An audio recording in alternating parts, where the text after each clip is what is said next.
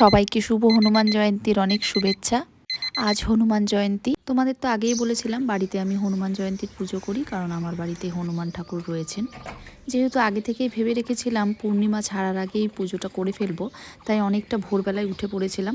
তাই স্নান সেরে চলে গেলাম ঠাকুর ঘরে সব কিছু পরিষ্কার করে নিয়ে গোছগাছ করার জন্য। আজ পুজো দিতে কিছুটা সময়ও লেগেছে, কারণ আজ যেহেতু বৃহস্পতিবার, লক্ষ্মীর ঘট পাতাও রয়েছে। খুব ভালো দিনেই বজরংবলীর পূজাটা পড়েছে। আমার এমনিতেও তো ঘুম থেকে সকালেই উঠতেই হয়, ছেলের যেহেতু স্কুল থাকে, তাও আমি এতটা সকালে উঠি না, আর একটু লেটেই উঠি। কিন্তু আজ যে এতটা ভোরবেলায় উঠেছি তাতে কিন্তু কোনো অসুবিধে হয়নি, বরঞ্চ এতটাই ভালো লাগছিল সকাল সকাল পুজো করে।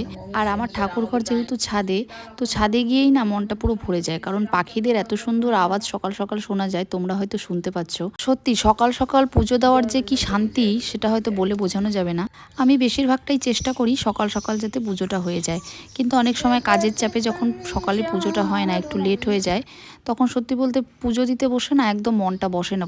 এরপর পুজো শেষ করে প্রসাদ গ্রহণ করে খেয়ে নিলাম একটু চা, কারণ অনেকটা সকালে উঠেছিলাম, চা না খেলে আবার কাজ করতে পারবো না। আজ যেহেতু নিরামিষ রান্না করেছি, তাই রান্নার মধ্যে খুব একটা ঝামেলা ছিল না। আজ মেনুতে ছিল মুগ ডাল দিয়ে সাজনা, বাঁধাকপি আর পনিরের তরকারি। তো চলো আজকের ভিডিওটা এখানেই শেষ করছি, আবার দেখা হবে নতুন কোনো ব্লগে। ততক্ষণ কিন্তু খুব ভালো থেকো, সুস্থ থেকো।